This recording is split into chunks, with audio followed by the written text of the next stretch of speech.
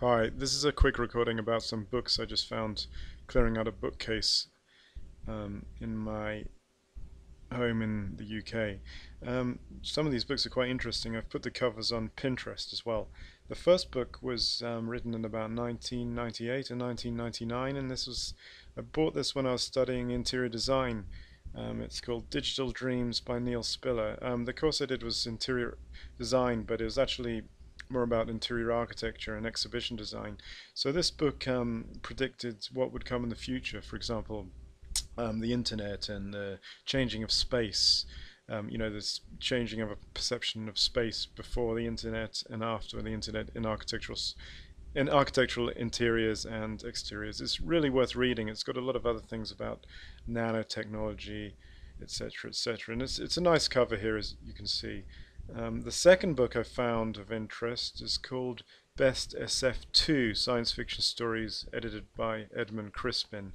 The cover's quite a nice bright purple color, and it's these books go back to about 1950. I was given this book by my grandpa. I think it was about 20 years ago. No, 25 years ago actually.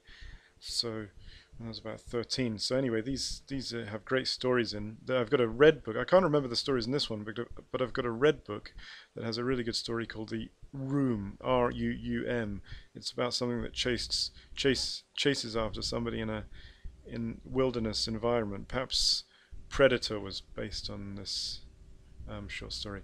Okay, and the third book I found was a great book that I used to enjoy in my teenage years when I was about 14, 15. It's called The Best of Science Fiction TV by John Javner, and it's got some really good um, facts and figures about all the different science fiction TV shows, such as Star Trek and the Jetsons. Again, if you can get hold of this, it's a good read. The fourth and fifth books are the same book. It's by somebody called John Morrissey. The Drought on Ziax 2 is the first one. You'll see the second one in a minute, but it's actually the same book. Each story, the one story is on the back of the book, and that's upside down, and then this story is on this side. It's the other way around. It's a bit strange, and these are children's science fiction books. And as you can see on the fifth slide, which is the other book, The Humans of ZX11 by John Morrissey. It's a different story. They're good science fiction books for children. They're quite strange. I think you can see that by the covers. The hairless aliens and the big monster. The sixth book is The Last and the First Men by Olaf Stapleton, and now he's a great writer from the early 20th century. And this book is about a history of mankind into the future, into the far future. Other books, such as The Shape of Things to Come, have tackled this subject, this futurology, these books of futurology, but I think The Last and the First Men is perhaps one of the most visionary ones, and it documents the evolution of mankind beyond Earth.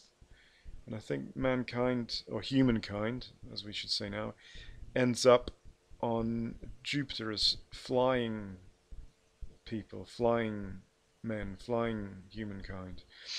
It's a good read. It's quite thick. Another of his books I'd recommend is Star Maker. Although they were written in the early 20th century, they're still visionary, great books.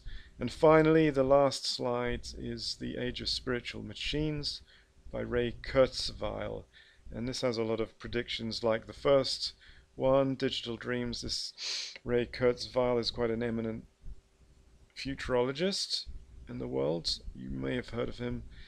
He predicts a lot of things. This was written about 1999, 2000, so he does predict quite a few things like the internet, virtual machines. Just reading on the back, he predicts that by 2019 people will begin to have relationships with automated personalities. Well, I'm not quite sure about that.